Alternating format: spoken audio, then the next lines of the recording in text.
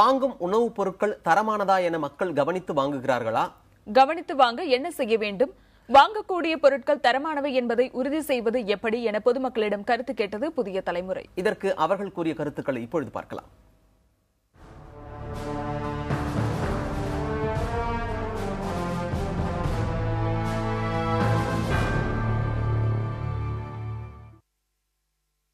நீங்கள் அந்த எக்ஸ்பைரி டேட்லாம் கண்டிப்பாக பார்த்து தான் ஆகணும். ஆனால் இந்த நெஸ்ட்லே பொறுத்த வரைக்கும் பார்த்தீங்க அப்படின்னா இப்போ படத்தில் காமிக்கிற மாதிரி ஸ்டிக்கர் கூட ஓட்டலாம் எக்ஸ்பைரி டேட்டு, அதை காத்து கூட நம்ம மக்கள் ஏமாறலாம். எதுவும் சொல்ல முடியாது மேடம். பட் ஆனால் எல்லாமே ஃப்ராடு தான். ஒவ்வொரு பொருளுக்கும் தர நிர்ணயம் பண்ணியிருக்கிறாங்க. அரசாங்கம் இதை வாங்கு இதை வாங்காத அப்படின்லாம் கூட சொல்லியிருக்கு. இதுக்கு எக்ஸ்பைரி டேட் இருக்குது, மேனுஃபேக்சரிங் டேட் இருக்குது, ப்ராடக்டில் என்னென்ன இது அதில் மிக்ஸ் பண்ணியிருக்கிறாங்கன்ற டீட்டெயில் வரைக்கும் எல்லாமே இருக்குது.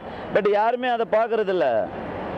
பட் இது கார்பரேட்டோட பெப்சி அது இதெல்லாம் குடிக்காத வாங்காத அப்படி இப்படின்றாங்க. பூச்சி மருந்து கலந்துருக்குதுன்னு மக்கள்னா வாங்காமல இருக்காங்க. எக்ஸ்பைரி டேட்டு அந்த மாதிரி ஏதாவது பார்க்கணும். அந்த மாதிரி விஷயம் ரேட்டு கம்பெனி அந்த மாதிரி விஷயம். அந்த பொருள் ஐஎஸ்சி முத்திரை இருக்குதான்னு பார்த்து வாங்கணும். அதாவது அந்த நல்ல பெஸ்ட் பிராண்டட் பொருளாக முதல்ல செக் பண்ணி பார்த்து வாங்கணும். இப்போலாம் நிறையா குவாலிட்டிலாம் அதாவது நிறைய கலந்து வருது. ஒரு இம்பார்ட்டன்ஸ்னால் இப்போ நம்ம லைஃப்பில் நோய் இல்லாமல் வாழணும்னா நல்ல ப்ராடக்டான ஒரு உணவுப் பொருள் கண்டிப்பாக தேவை.